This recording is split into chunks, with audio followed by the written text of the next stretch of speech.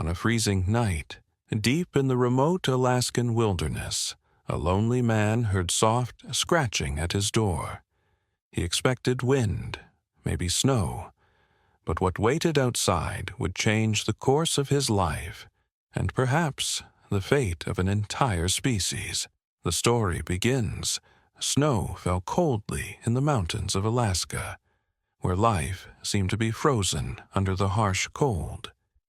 Ethan Mallory sat by the old fireplace in his humble cabin. The fire flickered in the hearth, casting a warm golden glow that reflected off his rugged face. He had lived there alone for more than a decade, with only a hot cup of tea and an unfinished old book in hand, preparing for yet another quiet winter night. But then a strange sound broke the silence, a faint scratching on the wooden door. It wasn't the wind, nor was it the snow sliding off the roof. Ethan furrowed his brow, placed his tea on the table, and stood up, quietly walking toward the door. The scratching came again, this time accompanied by a faint whimper, as though someone, or something, was begging to be let in. Ethan's heart tightened, a mix of unease and curiosity rising within him. He gently lifted the frosted window curtain and froze. Standing amidst the raging snowstorm were two dogs, one large, one small, both with long gray fur covered in white snow. Their eyes, amber and sharp, yet filled with desperation, were fixed on him, pleading. But what struck Ethan even more was their unique appearance. Tall, long-legged, with slightly curled coats, a strong tail, and perked ears. Everything about them reminded him of an ancient breed he had only read about in books, the Sakara Ridge. A rare breed once revered as sacred by native tribes, now only a few dozen remained in the wild.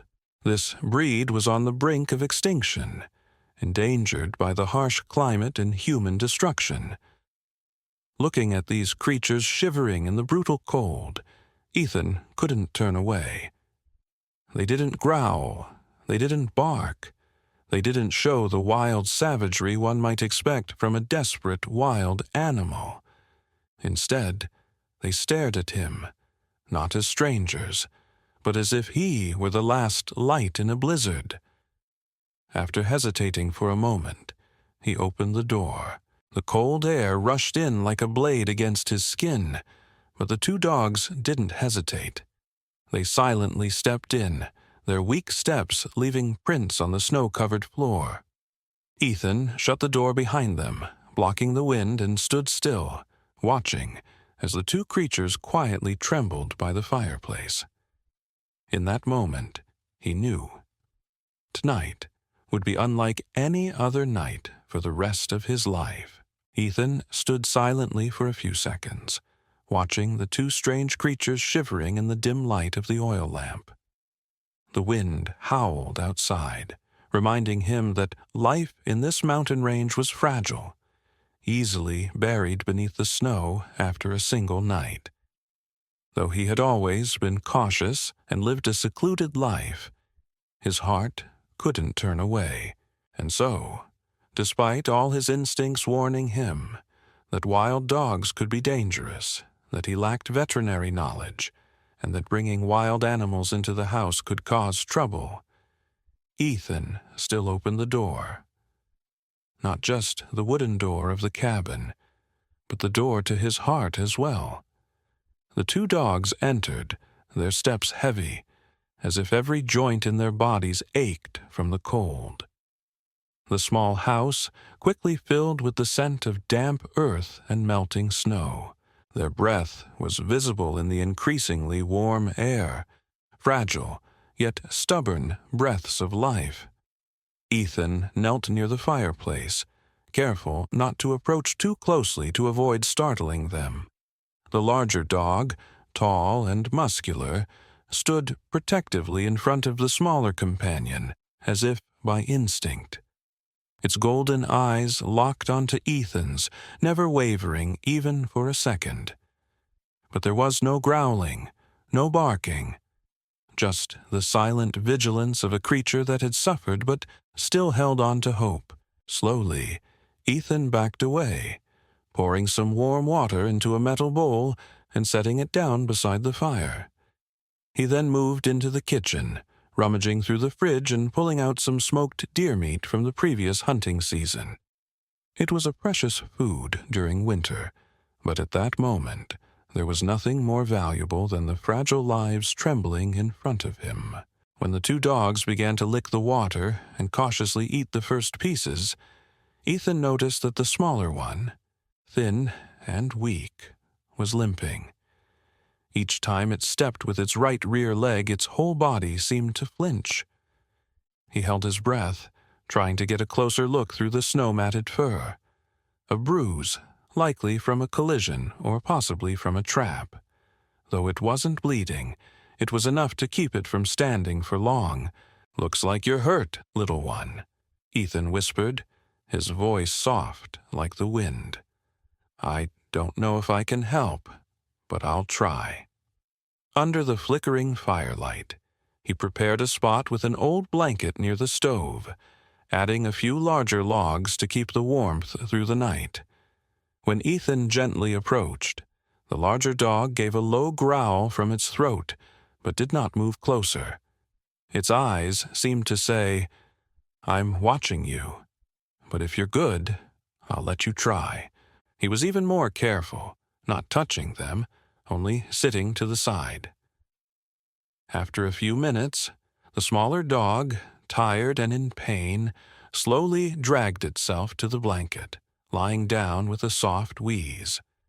The larger dog followed, lying close beside 8, as if using its body to shield the little one from the final gusts of wind. Ethan watched them, feeling as though he were witnessing something sacred. Wild affection, yet full of loyalty and devotion, rare even in humans. And, like many others who lived in solitude, he felt an invisible bond pulling him closer to them. He decided to give them names. Kyle, he pointed to the large dog, the name meaning protector, and the small, whimpering one in the blanket he called Nuri, little light, in the ancient language of the Arctic. "Kyle and Nuri," he whispered, "you'll be all right. Here, no one will abandon you anymore." The snow continued to fall outside, blanketing the distant pines and burying the trail that once led to the town. But inside the little wooden cabin, another world was taking shape. A world where life was being nurtured by compassion and simple moments. Ethan didn't expect that taking the two dogs into his home would change his life so quickly. Every morning, when the first light filtered through the frost-covered window, he no longer woke up in complete silence. Instead, there was the soft, wheezing breath of Nuri curled up in the blanket, and the sound of Cole walking quietly around the cabin, checking as if he were a silent guard. Though no words were spoken, the house seemed to whisper things Ethan hadn't heard in years. He learned to tear dried meat into small pieces, evenly dividing it between Kyle and Nuri. Sometimes he even shared a little of his food, despite knowing that this winter would be long and his stock of meat was dwindling. But he didn't hesitate. Seeing Nuri's grateful eyes each time she ate, seeing Kyle's quiet nod when he was covered with another blanket near the fire, every sacrifice felt worth it. Day by day, Ethan began speaking to them more. At first, it was just a few murmurs while boiling water or stoking the fire. But then, he started telling them the old stories, about the wife he'd lost, about his first year living in the woods, about the feeling of surviving the worst blizzard of the decade. Kyle listened. Nuri listened. They were both silent, but their eyes were always on him. One night, when the wind howled so fiercely it made the cabin walls shake, Ethan sat beside the fire with a cup of hot tea in hand, and the two dogs lay close by his feet. He suddenly realized, for the first time in a long time, he didn't feel alone. Nuri began to recover. Though her back leg was still weak, she could stand for a few seconds and limp a few steps to her water bowl without needing Kyle's support. Each time, Kyle stayed close as if to ensure his little companion didn't fall. Ethan saw this and felt a pang in his heart. This bond between creatures who couldn't speak was still beautiful to the point of being overwhelming. One morning, when the snow stopped falling, the sunlight streamed through the frosted glass, casting warm, yellow streaks on the wooden floor. Ethan cracked open the cabin door to let fresh air inside. Kyle stepped out first, slowly, his ears standing tall, as he seemed to listen to the wind. Nuri, hesitant and weak, followed behind, her legs shaking but her eyes full of determination. The sight made Ethan choke up. He thought to himself, if they are still trying to live, then why can't I open my heart one more time? And so the days of companionship continued, without promises, without reasons, just quiet trust, unspoken gratitude, and a man slowly learning how to feel alive, thanks to two creatures he never imagined would enter his life on a cold winter's night. That morning, the sun rose slowly, its light cutting through the thick snow like a veil of mist, casting a silver-gray hue over the desolate landscape. Ethan sat by the window, his hand holding a now cold cup of coffee, his eyes watching Kale and Nuri sniffing the fresh snow at the porch. Both were doing much better. Nuri moved slowly, and Kale no longer seemed as tense as in the beginning.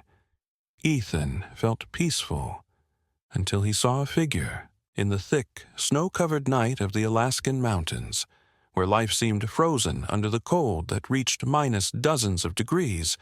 Ethan Mallory sat by the old stove in his modest wooden cabin. The fire danced in the stove, casting warm yellow light that reflected off the rugged face of the solitary man who had lived there for over a decade. With a cup of hot tea in hand and an old book half open, he was preparing to sink into another quiet winter night like any other. But then, a strange sound pierced the silence, a gentle scratching on the wooden door. It wasn't the wind or the snow slipping from the roof. Ethan frowned, placing his tea down and standing up, quietly walking toward the door. The scratching came again, this time accompanied by a faint whimper, as though someone, or something, was begging to be let in. Ethan's heart tightened, a sense of unease mixed with curiosity rising. He gently pulled back the frosted window curtain and was stunned. In the middle of the blizzard stood two dogs, one large, one small, both with long gray fur covered in white snow. Their eyes, sharp amber, cold yet desperate, were fixed on him as if pleading. But what stunned Ethan more was their appearance. Tall, long-legged, with lightly twisted fur covering their bodies, their tails curved sharply, and their ears stood erect. All signs pointing to a rare breed he had only read about in books, Sakara Ridge, a rare breed once considered sacred by native tribes, now reduced to fewer than a few dozen individuals in the wild. This breed was on the brink of extinction due to the harsh climate and human destruction. Looking at the two shivering creatures in the brutal cold, Ethan couldn't turn away. They didn't growl. They didn't bark. There was no sign of wild aggression often seen in animals driven to desperation. Instead, they looked at him, not as a stranger, but as the last light in the storm. After a brief hesitation, he opened the door. The cold air rushed in like a sharp blade, but the two dogs didn't hesitate. They silently stepped inside, their weak steps leaving faint imprints on the snowy floor. Ethan closed the door behind them, blocking the wind, and stood still, watching as the two creatures silently trembled by the stove. At that moment, he knew. Tonight would be unlike any other night for the rest of his life. Ethan stood quietly for a few seconds, watching the two strange creatures shivering in the dim light of the oil lamp. The wind still howled outside, reminding him that life in these mountains was always fragile, easily buried in snow after just one night. Though cautious and withdrawn for years, his heart couldn't turn away. And then, despite all the instincts that warned him, that wild dogs could be dangerous, that he wasn't a veterinarian, that bringing wild animals inside could bring trouble, Ethan still opened the door. Not just the wooden cabin door, but the door to his heart. The two dogs stepped inside, their heavy steps like their joints were about to fall apart from the cold. The small cabin quickly filled with the scent of damp earth and melting snow. Their breaths became visible in the gradually warming air, fragile but stubborn life. Clara looked at him once more. Her voice softened, filled with a mix of gratitude and emotion. They're not just wild animals. They're the living remnants of an entire species that once walked alongside humans from ancient times. And thanks to you, they have a chance to continue existing. Ethan didn't respond. He simply nodded quietly, turning his gaze to Kyle and Nuri, his mind full of new thoughts. For the first time in years, living deep within the cold forest, he felt like he wasn't just surviving, but that his life had meaning. The last of the day's sunlight faded behind the snow-covered mountains as Clara turned on the emergency radio to call for a rescue team to come retrieve Kyle and Nuri. The signal was weak, but enough to send a brief message.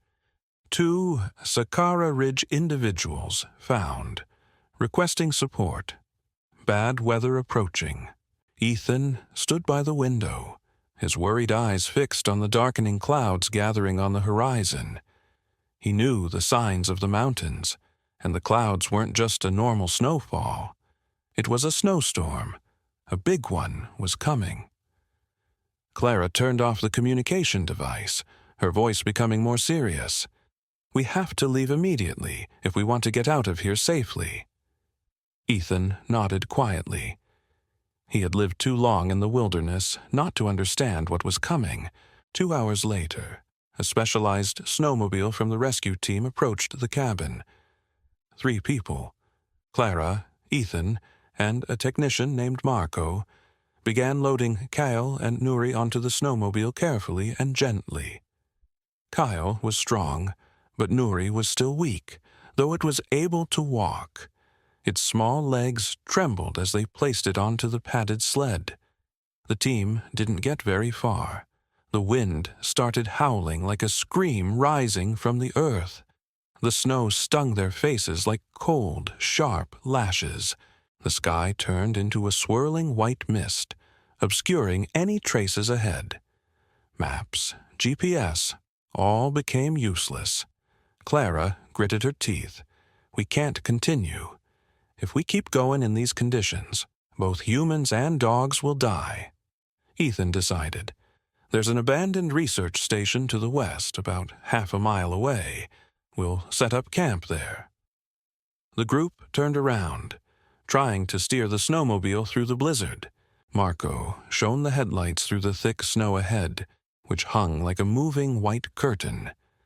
Every step was a battle. Nuri, wrapped tightly in a thermal blanket, lay close to Ethan. Kyle, though exhausted, kept turning its head, watching over its companions. When they reached the research station, everyone was drenched, their limbs frozen stiff. Ethan patted Clara's shoulder firmly to keep her awake. In the cold, dusty wooden cabin, they started the old stove, spreading blankets for the 2 dogs. Clara shivered, her voice hoarse but resolute. Kyle and Nuri can't handle the low temperatures any longer. We need to keep the temperature stable through the night." Ethan, without a word, removed his soaked outer coat and draped it over the two dogs. He sat by the stove, keeping the fire burning by continuously adding wood for several hours. Beside him, Clara heated some water with a small kettle to clean Nuri's wounds. Her hands shook from the cold, but never stopped moving. Marco used his body to shield the cold winds coming through the broken window. The wind howled through the wooden slats like a mournful cry from the wilderness. In that darkness, another light quietly entered, the warmth of human kindness.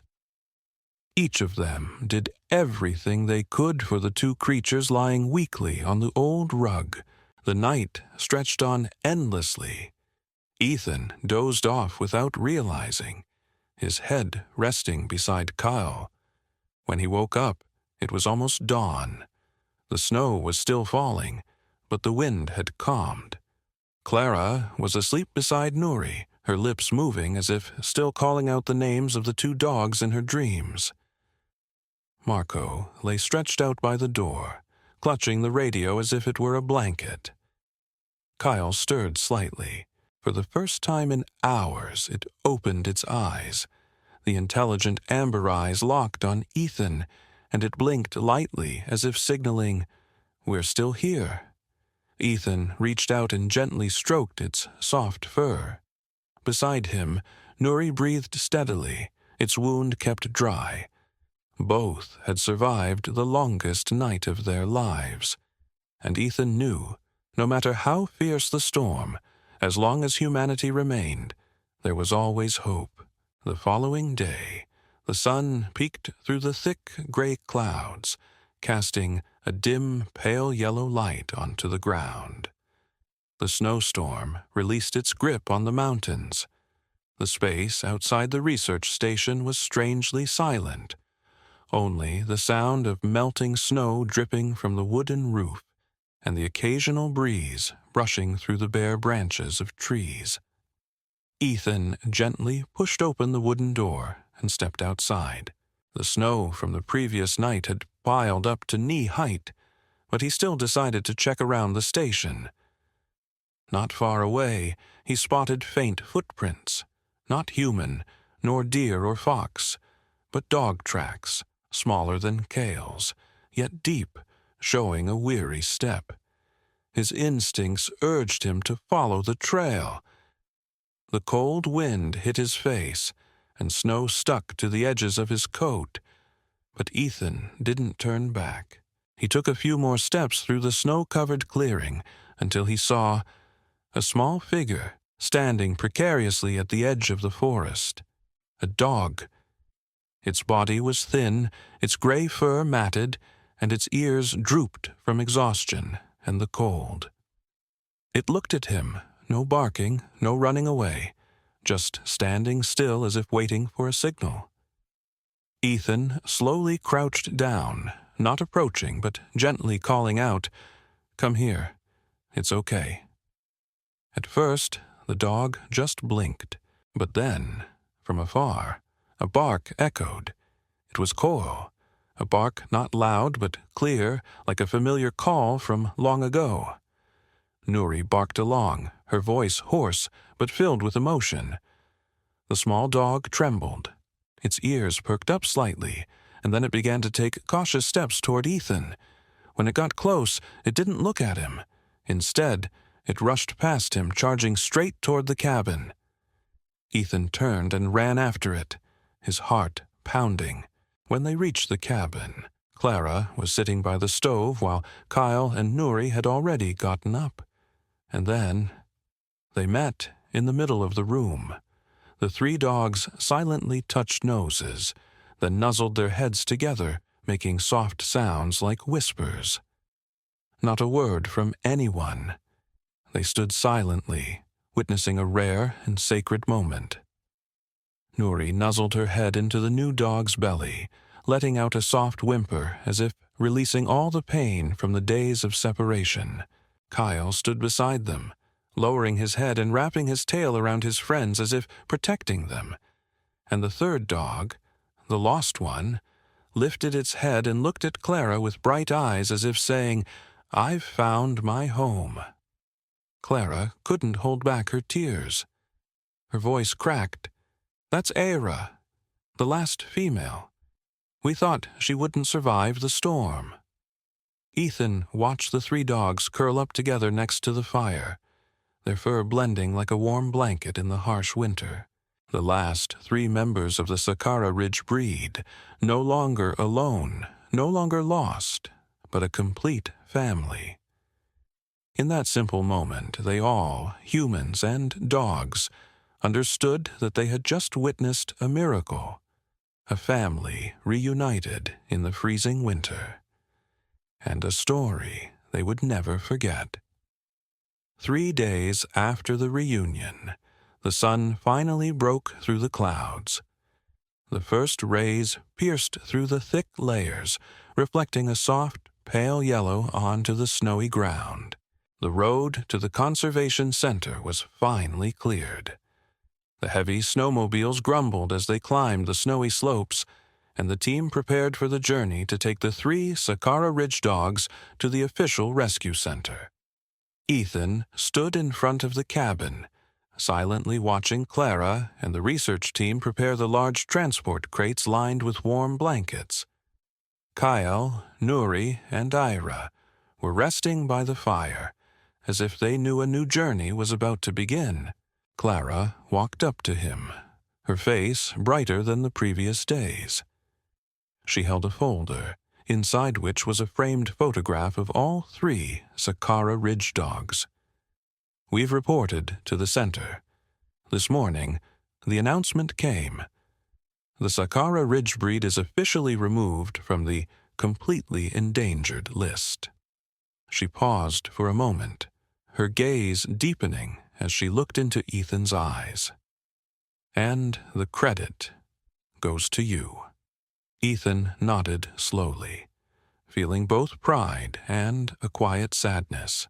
He turned to look at the 3 special creatures who had shared with him the coldest, most silent nights of this winter. They had once been uninvited guests, but now they seemed like an inseparable part of his heart. Clara seemed to understand that thought. She spoke softly. "At the center, we'll help them fully recover. Nutrition, living environment, genetic pairing. In a few years, the Sakara Ridge will have its first generation born after nearly a century of absence.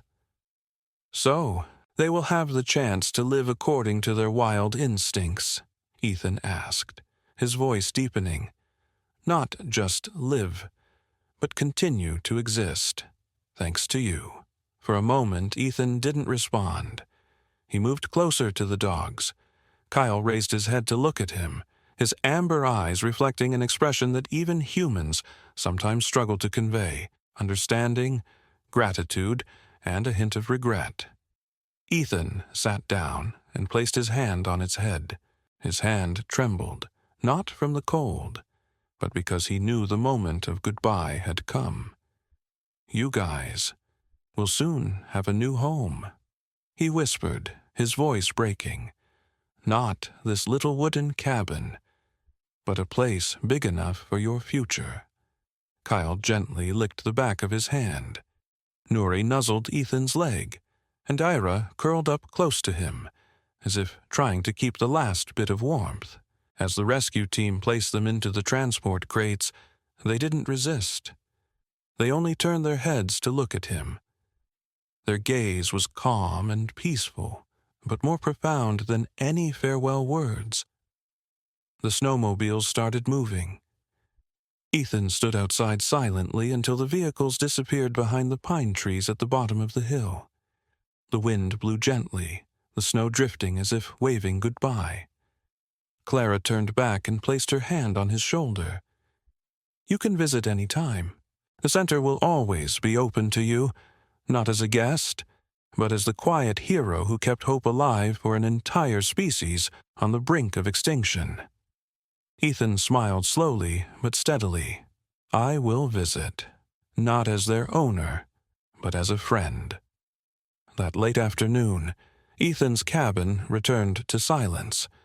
But this time, the silence didn't carry the weight of loneliness, because he knew, out there, somewhere, 3 creatures once lost in the white snow were now given a chance to continue their species' story. And the one who started that journey was him. Spring came slowly to the mountains of Alaska. The snow still covered the pines and the ground thickly, but the light had softened, the days grew longer, and the winds no longer carried the harshness of winter. Ethan sat on the porch of the cabin, a hot cup of tea in hand, with a stack of photos sent from the Northern Wildlife Conservation Center beside him. It was a letter from Clara, along with sharp, vivid color prints wrapped in a thick envelope with a seal. The first photo showed a vast snowfield, with 3 Sakara Ridge dogs chasing each other under the soft sunlight. Nuri, now no longer limping, frolicked ahead, tail high. Rami, the third dog, once just a trembling skeleton in the storm, had now grown significantly, its fur thick and shiny like clouds. And Kyle, always silently watching from behind, eyes alert but full of pride, like an elder brother never leaving his post. Ethan looked at the photo, his fingers gently tracing every detail. He didn't smile broadly, nor did he speak. He just felt something warm spread inside his chest, like an invisible flame, enough to make his eyes water. In the letter, Clara wrote, "Ethan, the little ones are doing fine. Rami is eating well, having gained nearly 5 kilos since arriving at the center. Nuri is undergoing physical therapy. Her leg is recovering beyond expectations. And Kale, still the loyal guardian, just as you first met him. I know you don't like compliments, but please accept this. Thanks to you, Sakara Ridge is no longer listed as extinct in the wild. And more importantly, thanks to you, we've learned to trust in compassion again in this harsh world." Ethan folded the letter and placed it on the table beside him. Outside the glass door was the forest of pines, the snow-covered ground, and the cold northern sun. But inside him there was no longer a feeling of isolation. 3 creatures that seemed destined to disappear from this world, now alive, running, growing, and maybe, one day, will give birth to the next generation. And it all started with a knock on the door, one cold winter night. A brief moment, but carrying with it a matter of life and death. A person, a decision, and a simple act of kindness. Ethan raised his head, his gaze meeting the silver-white sky. A gust of wind passed, carrying the last snowflakes of the season, drifting gently and then melting in the sunlight. At the end of the cold, there is always room for kindness. And sometimes all it takes is the courage to open the door. In a world growing colder, one open door can still change everything. If this story touched your heart, let us know in the comments. And don't forget to like, share, and subscribe for more stories of courage, compassion, and the bond between humans and animals.